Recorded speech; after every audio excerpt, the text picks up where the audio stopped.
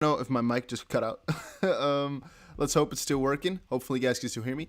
I want to say, hey guys, what is up? It's Dusty here, and welcome back to another crypto live stream. Long story short, the Ripple v SEC lawsuit has taken yet another small turn. The Ripple side has actually just put up a new motion to compel, which basically just means they want something from the SEC, and they want them to produce documents showing whether the SEC employees were permitted to trade XRP and other digital assets. That's the long story short. Today we'll cover that and exactly everything that it means and stuff. So don't worry about it. Let me quickly share this stream over on Twitter so people can find it, because most likely people will not get a notification for this, and there's multiple people at the office today. All right, so there's a possibility that you're gonna hear people laughing. You're gonna hear people do some crazy stuff. It's definitely possible. Let me quickly share this over on Twitter. There we go. Because I'm always trying to get it to you guys as soon as possible. In this case here, it's already been 30 minutes, but I'm going to say it's fast enough. It's fast enough still, all right? Okay, I think we are ready. Oh, I need to actually share it in Discord as well. Forgot about that one. Holy smokes, there's 120 people here. Wait, did you guys get the notification or what?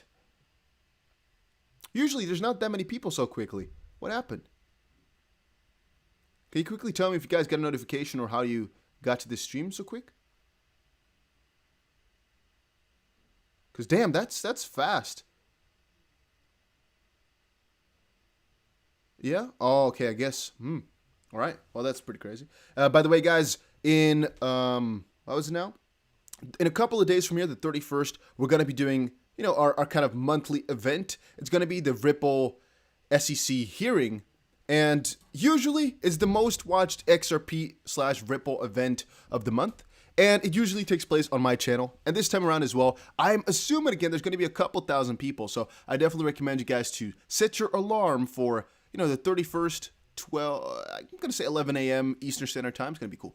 All right, so once more, the long story short is that Ripple just posted another motion to compel. They basically want the SEC's information regarding whether or not SEC employees were allowed to trade XRP and other stuff, because there was a discussion about that.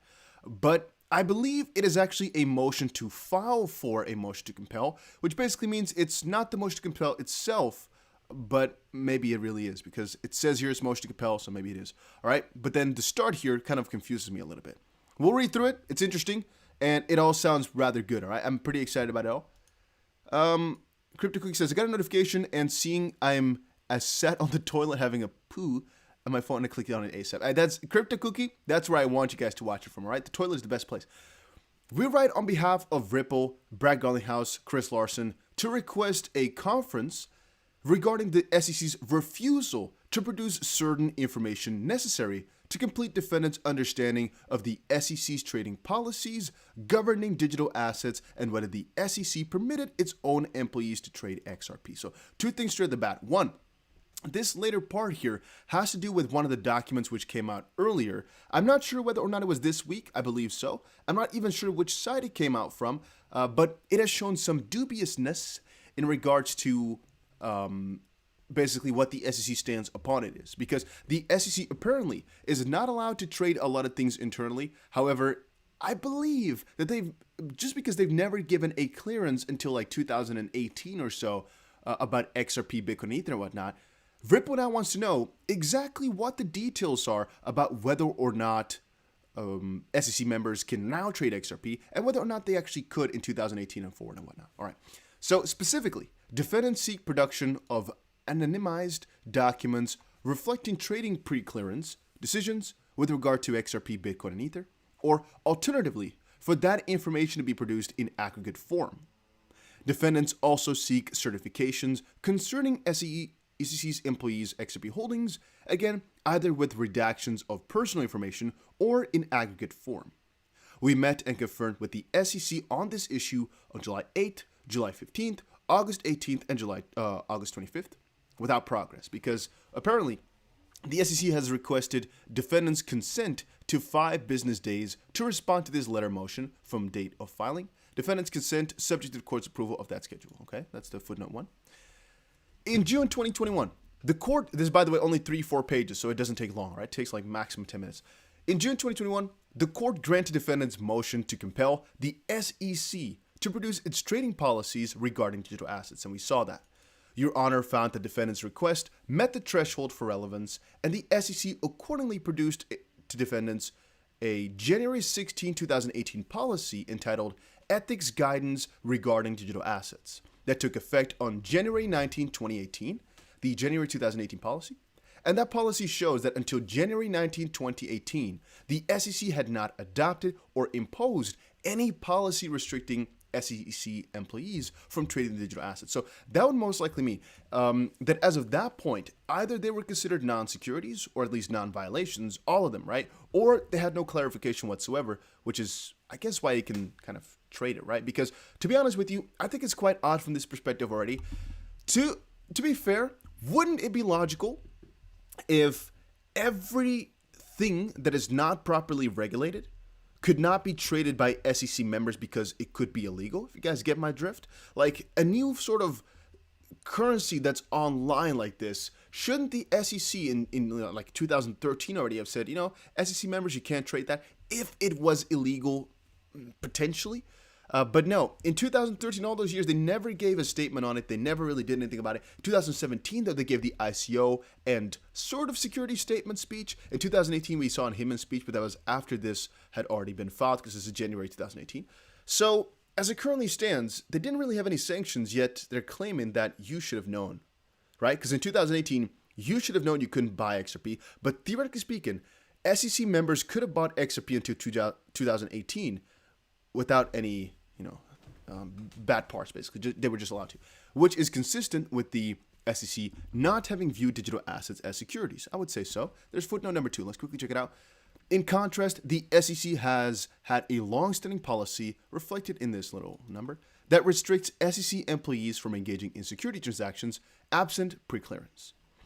Prior to January 2018 policy, the SEC's only guidance to its employees relating to digital currencies was a 2014 policy specific to members of a Bitcoin working group at the SEC.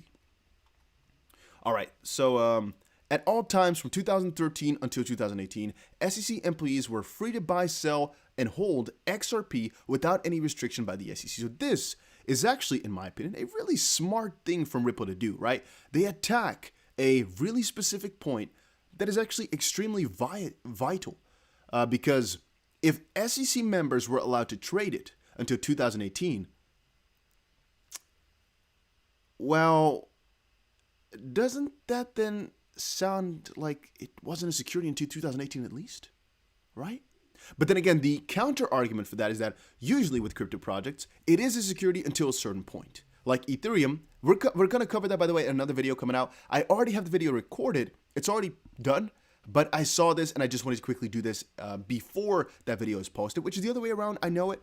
However, I just didn't get to releasing that video just quite yet about the lawsuit update prior. So you're going to see that in a couple of hours or a couple of minutes from now after I'm done streaming.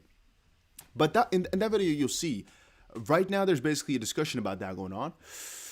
And it's kind of confusing to me, but it's a very valid motion. It's really something nice. And by the way, basically a question for a motion. They're basically requesting a local rule conference, which basically means they're requesting right now to get a back and forward going, right? So as I currently understand, this is not even the final, I believe how it goes is they request for a local rule conference, and then it's going to be a Ripple post a motion to compel, then the SEC responds, and Ripple replies, and then SEC can surreply.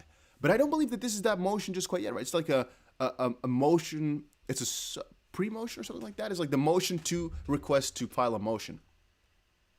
Whatever. Who cares about the real ins and outs of that stuff? We shall see. We get the drift, right? That's the most important. Now, this evidence provides strong corroboration of the defendant's defenses in the case and undermines the SEC's claims. Specifically, the now acknowledged fact that the SEC itself did not restrict its own employees from selling or buying XRP, notwithstanding its long-going regulation against its employees engaging in securities transactions without pre-clearance. In a case that the SEC had not concluded prior to at least January 2018 that sales and offers of XRP were security transactions. Sorry guys, what I was saying just now was that they are basically right now discussing about how a security is formed. What I mean with that is that crypto, from the get-go, can sometimes be a security because it's all about consensus, right? Well, yeah. So that can change though, right? Because if Ethereum, for example, starts up again, they had a pre-sale, which is bad. They had, a pretty centralized little system at the start, potentially if they didn't have the pre-sale much more, but all right, which is bad. Ripple had the same thing, right? No pre-sale, but a pretty centralized system at the start. That changed, however, very much so in 2017. Already before it, but 2017 was a really, really big shift. So the question that comes up here is, if they, by 2018, did not think it was a security, or at least didn't have the proper authority to say so, but XRP by that point was definitely decentralized enough to not be a security anymore, what are we doing, right? I would add those two things up. At least that sounds logical to me. Let's see here. Damn, guys, where was I? Notwithstanding its long regulation, there we go. Preclearance. Yeah, okay. So, describing the SEC's preclearance requirement effective as of August 19, 2010. The fact undermines the SEC's allegations that the individual defendants were reckless in failing to determine, as early as 2013, that offers and sales of XRP were securities. And guys, I don't think there is any way in this world that Ripple can lose this argument now. There's no way. I firmly believe that the lawsuit against Brad Garlinghouse and Chris Larsen is going to be thrown out the window. I really believe that Ripple, by finding this out, has won on that part. By the way, guys, understand that this lawsuit is three-parted. It has three parts. One is against Ripple, one is against Brad Garlinghouse, and one is against Chris Larsen. And they're different claims, basically. But I believe 2/3 of this lawsuit are going to be fixed. The only problem is that that is not really the big part of this lawsuit that we are waiting for. We are waiting mostly on the topic of XRP's status, and this is just about whether or not those guys like the CEO and the founder were responsible. But it's cool for them. It's nice to hear. It's not that important for us. But this information here is critical. Likewise, it supports Ripple's fair notice defense that the SEC itself, this is again a key point right here, itself had not concluded that sales and offers of XRP were transactions in securities. It's evidence that the market participants lacked the requisite fair notice that XRP later would be deemed a security. By the way, right now there's 400 people watching. I still sometimes get scared that there's so many people. And like Bybitworm says, don't forget to smash. That's all he said. Don't forget to press the like button just to help out a little bit. And sometimes I still get scared by the amount of people that are here, man. Guys, where you all watch it from? Put it in the chat box. I'm reading, all right? I'm checking every country out there. Sometimes I'm still amazed by the amount of ground that we clear. Right. January 2018 policy does not tell a complete story, however. In particular, although the January 2018 policy acknowledged that digital assets could be subject to the SEC's prohibitions against security transactions, it neither declared all digital assets to be securities nor addressed whether any particular digital asset is a security in the SEC's view. The January 2018 policy thus, apparently, for the very first time, extended, in this point, to digital assets, but left it to the pre-clearance process to sort out digital asset transactions on a case-by-case basis. So this basically means here in this area, well, from 2010, there were basically rules made up, yet it was only in 2018 that this policy basically, in my opinion, right, changed to including crypto from some perspective. But it's not like it's every single crypto that's now not allowed just quite yet, right? They're talking on a crypto-to-crypto basis where they would have to give the clearance for these SEC members to be allowed to trade it. Now, let's see it here. As a result, defendants cannot know whether the SEC actually prohibited or allowed transactions in XRP, Bitcoin, or Ether without the pre-clearance documents, which are SEC internals, which the SEC has refused to provide, which is a wondersome. Like, why would they not provide that, since it's, theoretically speaking, something that the market should know about too, right? I mean, theoretically, right? If the SEC has given kind of a thought about XRP and whether or not the SEC members can trade it right now, that's critical, I would say, to Ripple's case. Other representations by the SEC have further demonstrated the need for more information. The SEC maintains a prohibited holdings list pertaining to securities that fall within the SEC securities trading ban at Section 5 once more, along with a watch list identifying assets that are subject to case-by-case reviews rather than blanket prohibitions. the SEC has represented that Bitcoin, Ether, and XRP have never appeared on the prohibited list, and that XRP was first added to the watch list on 2018 April 13th, which is said here in Exhibition B, email from L. Stewart to M. Hirsch at 1 August 11, 2021. So this means that any SEC employee transactions in XRP after April 13, 2018 were evaluated on a case-by-case basis, again, through the pre-clearance process. So, okay, let's actually check that out here. This is supposed to be Exhibit B. We might be able to quickly check out here. Here's first Exhibit A, which is the Ethics Guidance Regarding Digital Assets. This is basically where they explained that the SEC members cannot trade crypto, right? That's what this part is from. All right, that is a couple of pages. And then Exhibit B is the one that we were interested in. It is from Stuart Layden to, I guess, everybody. Okay. Thanks for your email. We did not agree to produce any DAO list, but did agree to look into your question regarding the presence of Bitcoin, Ether, or XRP on such list, and to provide any additional SEC internal trading policies from 2013 to 18. This email addresses your questions and will produce a small number of additional policies this week. So, our ethics office has a prohibited holdings list pertaining to securities that fall within 5 CFR, which was above. BTC, XRP, and Ethereum have never appeared on that list. Our ethics office also has a watch list, and apparently XRP first appeared on that list in April 2018. And they have been conducted on a case-by-case analysis on whether any security on this list may be traded at the time. This is getting interesting, guys. This is getting really interesting. That is interesting. I'm not exactly sure what to conclude right here just quite yet, but at least that is very peculiar. At least to me it is. It sounds like a freaking show, but I guess multiple parts here sound like a freaking show, doesn't it? Now, at the August 25th Meet and Confer, which just happens, just around the corner, that's again where the SEC and Ripple come together to talk. Defendants asked the SEC again to advise directly whether the SEC ever permitted its employees trade XRP after the January 2018 policy took effect. Footnote 3. All right, let's quickly check it out. Defendants have been seeking this info since serving defendants RFP 27 on February 12, 2021, which called for production of all documents or communications concerning any policy, guidance, clearance, or other permissions or restrictions given to current or former SEC commissioners, staff members, officers, or employees concerning ownership or trading in XRP by such person or their family members, including but not limited to general SEC policies and individualized communications with individuals. All right. So we got that in the pocket as well. We understand. Now let's quickly check it out. Defendants did not ask for the details of employees' transactions, only for the basic fact of whether such trading has been authorized or not. So that's not really too deep of a question, right? It's kind of logical that the SEC, that Ripple asked this. Shinji says useless stuff. I don't know. I think this is actually going to play a pivotal role in this case. And I'm talking quiet. I'm not screaming right now. As I said before, there's multiple people right here because I didn't expect myself to do a live stream like that. So I don't want to scream too crazy. But the information which we're seeing is key today. This is really important stuff, guys. It really is.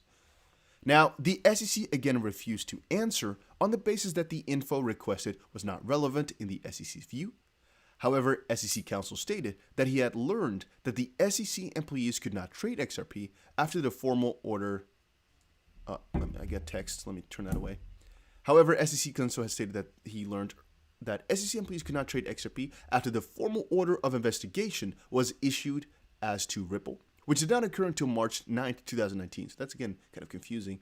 The clear implication of the SEC's counsel statements is that the SEC did allow SEC employees to trade XRP prior to March 9th, 2019.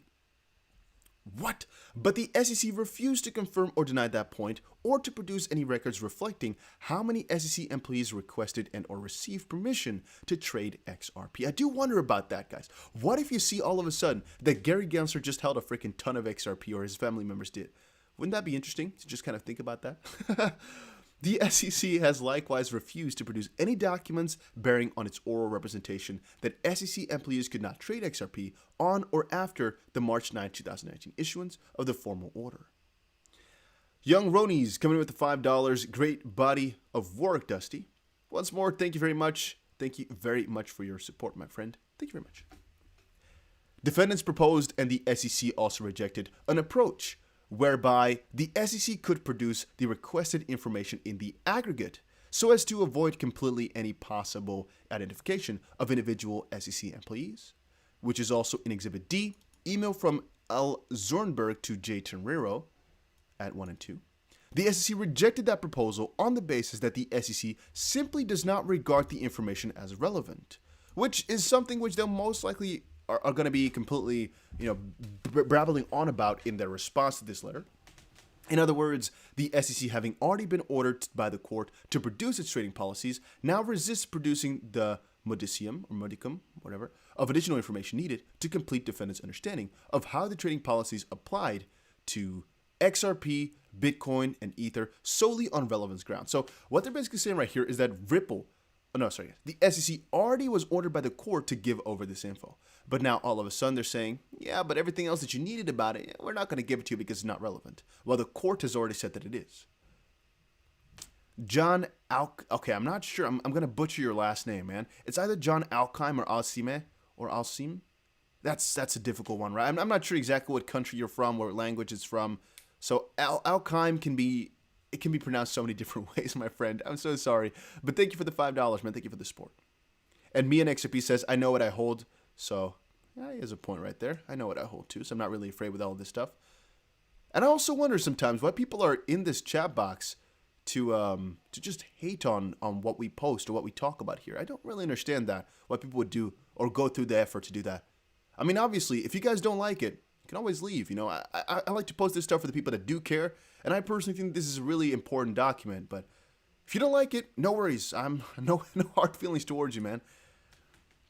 All right. In other words, the SEC, having already been ordered by the court, now resists producing that stuff, which is odd.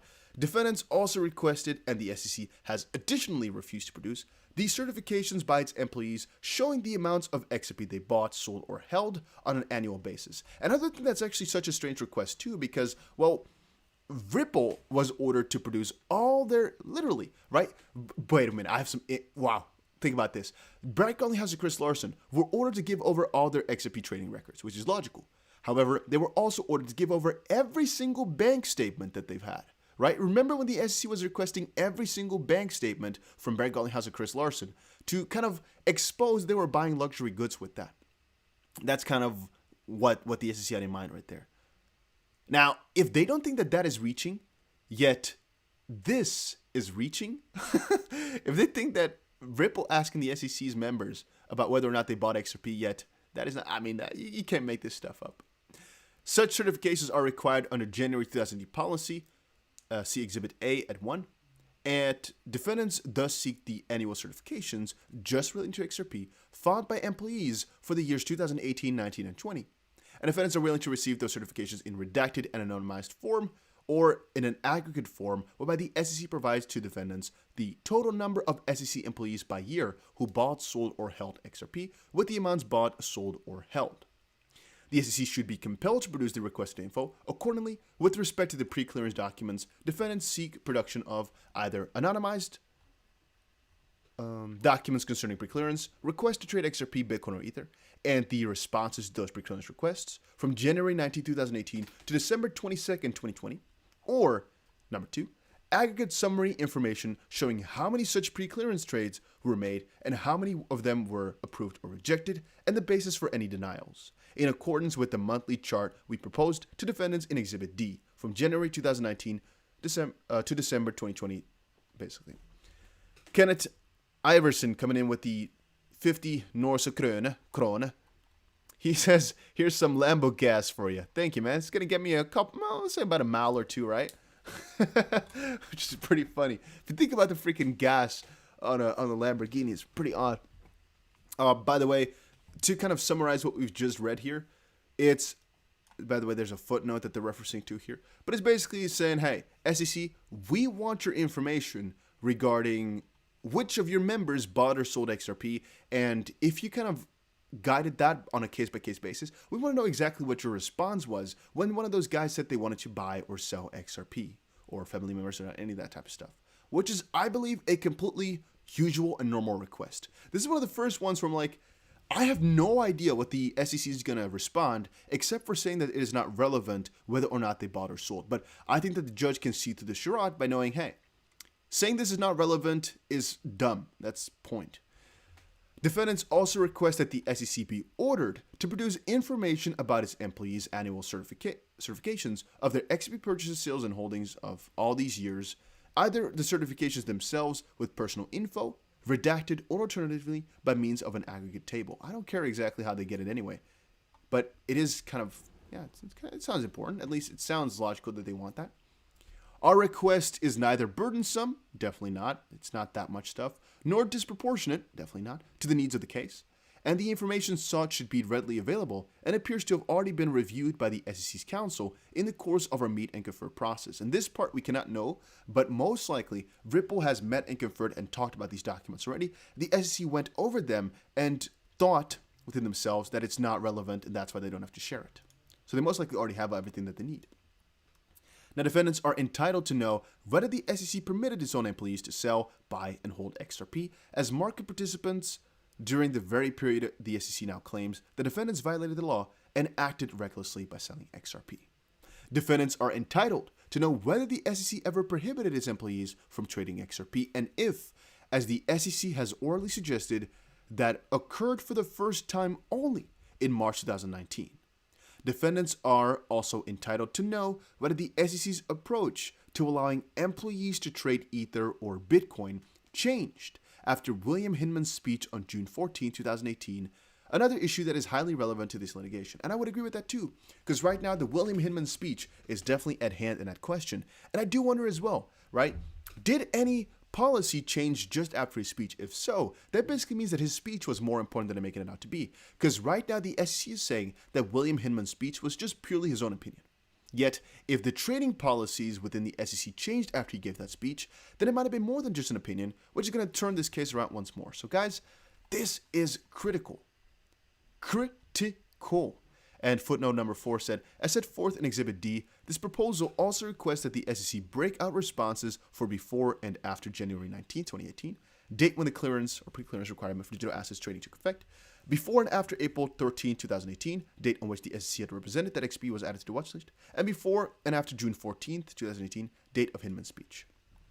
Okay, I am very interested in this. So the summary for all of you guys just joining in and saying, oh, what did I miss? Well, it's a very nice move by Ripple. They're going after the SEC's trading policies, which I thought that they already had to give over, but apparently not, or at least they're saying it's not relevant, so they're not trying to give it over. But it's a really critical and really smart/important move on the basis that I think this alone cannot necessarily win Ripple the entire case, but it can literally win Ripple the individual defendant's case, and is going to be a key to the fairness defense and for the further regulation of crypto. As right now, one question that should be central is, when exactly did crypto, like XRP or Ethereum, become properly decentralized? And how does that all play into effect? As I've said before, guys, I have another video kind of pending that I'm going to launch a little bit later than this one, where I basically talk a little bit more about the Ethereum and how that one right now is properly decentralized in their own forms. But, oh, my neck, man, I'm just sitting too long in the same little fashion. But that also should apply to XRP in my opinion, and if it doesn't, then exactly from what point or another was Ethereum not a security anymore? Because right now, Ethereum is only under the CFTC's jurisdiction, yet the SEC has said they never gave out a thought on it, basically. If that's the case, how does that work, and when did that go in? I think that can also be seen in these trading policies, though. Because if Ethereum is on the good list, when exactly did that happen, and what made them change their mind? Was it just after William Hinman's speech, or what? I'm not sure. Price, by the way, you guys are saying the price went up. The price actually didn't go up too much because of this speech. I don't think that ever happens. I don't think these documents do too well for it. If I had to pick something, the price actually went down exactly when this came out. Because I think it just came out about an hour ago now, right? About 1 hour ago, so it's about, 5.20 or so that it came out for. It's pretty funny. Yet, if you're talking about the price in kind of an aggregate here, it's been performing rather nicely. And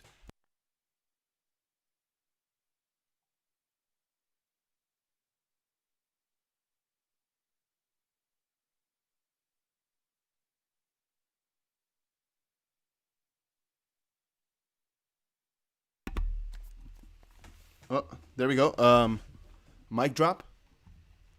All right. What I want to say was because I'm seeing it lagging a little bit. Can you guys still hear me? It's lagging. I hope we're still good. I hope the stream is not too laggy that you guys can still see it. I wanted to say I just bought XRP in this area. I showed it to you guys live in a video. I explained exactly why. It's because it's a double bottom area. And right now, I explained before as well, it's a completely free trade because over on Bybit, I'm having a, there's two things which I'm having. One is if you join with the link down below, you can get up to $3,600 worth of bonuses for free, which is one thing. And second of all, I talked with Bybit and we can give away 3,000 XRP to one random member. However, I can do the giveaway however we want to. All right, so we're going to be doing a 3,000 XRP giveaway, and you guys can decide exactly how we do it. So I'm thinking of using Gleam. Like some of you guys said Gleam is a smart way to do giveaways from. But let me see here. Gleam giveaway. If you guys have any other way in which we can better do a 3,000 XP giveaway, let me know. And should we split it up to like 5 people, for example, or just one person winning 3,000? This is the platform I was thinking about of using to do the 3,000 XP giveaway from. It's not a joke. It's not fake, guys. Please understand by now. We don't do that stuff. This is real stuff. But I think by now, the majority of you guys already get it. And yeah, merch is going to be coming up rather shortly here. You guys keep requesting it too, so I need to get it. I need to get it soon. But I believe Gleam could be a cool competition maker for the 3,000 XP giveaway. Once more, guys, it's all over on yeah, I mean, just check out Bybit, man. The more people we have on there, the more giveaways could also be done. And right now, there's also a team competition, so make sure you check it out. You guys are saying split 3 ways, 3 people, 6 people, 500 each. I'll make a screenshot right now of what you guys are saying. All right, guys, everybody put down their suggestion of how we should split the 3,000 XRP, and I'll take a screenshot of all you guys' opinions, and I'll get crack-a-lackin', all right? I'll host a poll maybe. You know what? I can host a poll right now. I'll do a poll here. Okay, so 1 person, 2 to 3 people, 4 to 5 people, 5. Oh, by the way, if you're wondering what I'm doing right now, I'm trying to make a poll. How many people should win our 3,000 XRP giveaway? And by the way, it's a split. I should have maybe not put win, but split our 3,000 XP giveaway.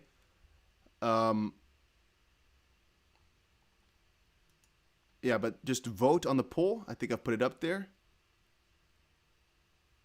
Huh. It's an interesting split.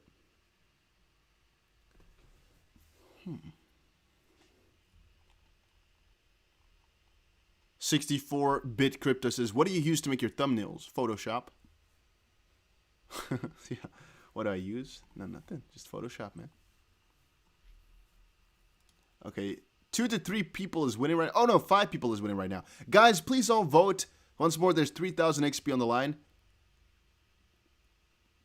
And I'm not sure exactly if everybody can enter or just people who use Bybit. That I'm not sure about. Maybe they'll just give me 3,000 XP that I can just give away. That could also be it. So once more, I'll check that out. Actually, I have to kind of look into it. And once more, if you are on Bybit, join the WSOT. I keep reminding people of it, but still, there's not that many people who've joined. All right.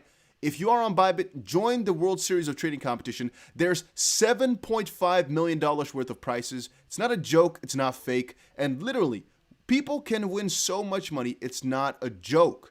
Make sure you sign up. At least if you are eligible, sign up, guys. I keep reminding people, sign up. Join the team if you want to. WC, just type it in here. Or join the solo or join both. It doesn't cost you anything at all. If you already have an account and whatnot, join it. And Kwan says, how do we participate in the giveaway? I'm not sure just quite yet. All right, I just got the budget right now cleared, and now I'm thinking of how many people should win, and that's also going to decide how we're going to do it. Because if there's one person winning, it's a lot easier to do than if there's going to be 5 people.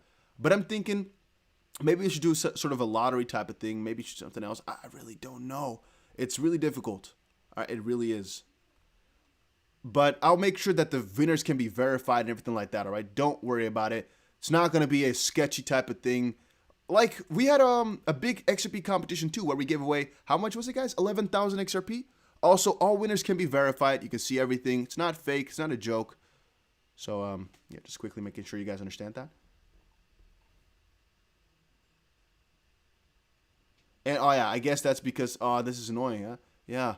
But if I, oh, okay, I'm going to have to make sure that that's fixed. Because you guys are saying, if you're in the US, you can't make an account on Bybit, and so you can't win. Ooh, okay, I'm going to discuss that indeed, because that wouldn't be fun, right? I'll make sure that it has to do something with being subscribed to the channel too, or maybe at least a small part, all right? So that at least some people can win something if you're just subscribed to the channel and maybe do another couple of steps. So just for right now, make sure you are subscribed. That's the start. I'll figure something out. I'll make sure it's worth it for everybody, because I'm also, thinking it should be fun. I should add some fun stuff to it too. But I guess that will come. By the way, we've hit 127,000 subs. Pretty cool. The US is BS when it comes to crypto. I mean, I don't want to say it out loud, but the US and crypto are not on the same foot too much, man. I know, yeah. That's the truth of our lives. All right, guys. But yeah, another crypto update is coming out later today, so don't worry about that one. It's basically going to be about the Ethereum stuff, and it's about the previous stuff in the lawsuit that I already recorded it, but I didn't get to putting it up just quite yet. It came out 16 hours ago, but you might want to see that. Hey, CD, welcome to becoming a supporter of the channel. Actually this morning I looked through everybody that I've ever blocked to make sure that nobody with 2 letters in their name has been blocked, because one of my mods accidentally banned. And so I went through the entire freaking ban list of thousands of people to look for everybody with 2 letters in their names and unban them, just to make sure that one person wasn't banned whose name I forgot. So yeah.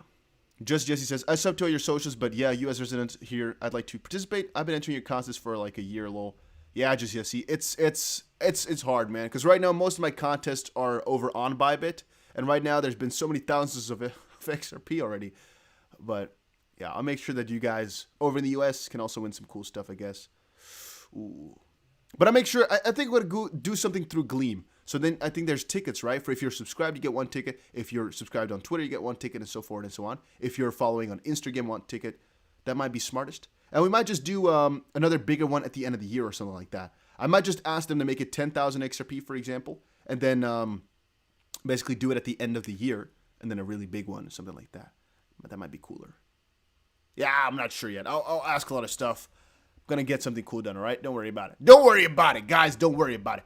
Maybe we'll even do a bigger one if we had 150k subs. Maybe we'll do 15,000 XP giveaway. That would be crazy, huh? All right. I won a contest a few months back, but I wasn't smart and used the wrong link to make a Bybit account. You can always make a new account, Josh. It's actually not that difficult. So, but yeah, it is what it is. I can't really do too much for people who are not, under me on Bybit. That's the thing, all right? There's benefits to it. You may do whatever you want. Not your boss, but I try my best to make the giveaways XRP related, because I'm the only person in the entire Bybit community who has XRP giveaways. So, yeah, whatever, man. All right, so another couple of videos coming out later today. Price is falling back down a little bit. I guess it's decided by Bitcoin right now, though, right? I'm assuming it's not XRP on its own, even though XRP has been going on a little bit of a nice rise right here. Funny how we bought yesterday for the last couple of days, and people are laughing in our faces now. Why? Well, because people always like to laugh. I literally was buying XP on the bottom here, right? You saw the videos last night. You saw the videos yesterday. I told you all, I'm buying the double dip. It's not the first time we're right. Won't be the last time. Won't always be right. But the last couple of times here, we've been extremely, extremely correct. And it's rather interesting. So where are we going to go for now? I'm not sure, right? If I know, I'll tell you. And very often when I tell, well, you're right. But whenever I don't know, I'll always tell you as well that I'm not too sure. Because, well, you got to only take them when you know you can win them, right? That's what we do. All right, guys, that was it for today's live stream. Hopefully you all enjoyed it. I'll be back pretty soon, and it's definitely going to be a 5 people giveaway, because that's definitely the majority of people of what you wanted. I might do another poll over in Discord. Might do that. We'll see, though. But I thank you all so much for just stopping by, saying hi. CD says, thanks for the shout-out. I never subscribe, but I listen to like 90% of your content. Damn, bro. That's good to hear, I guess.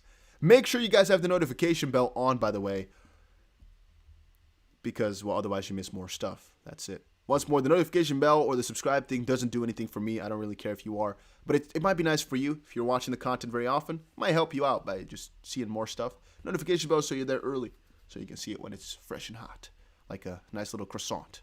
So yeah, that was it for today. Once more, CD, thank you for becoming a supporter of the channel. So you guys get another live stream soon or another video later today, man. There's a lot of cool stuff coming up. Now it's going to be a struggle of editing this live stream because it's laggy, but all right.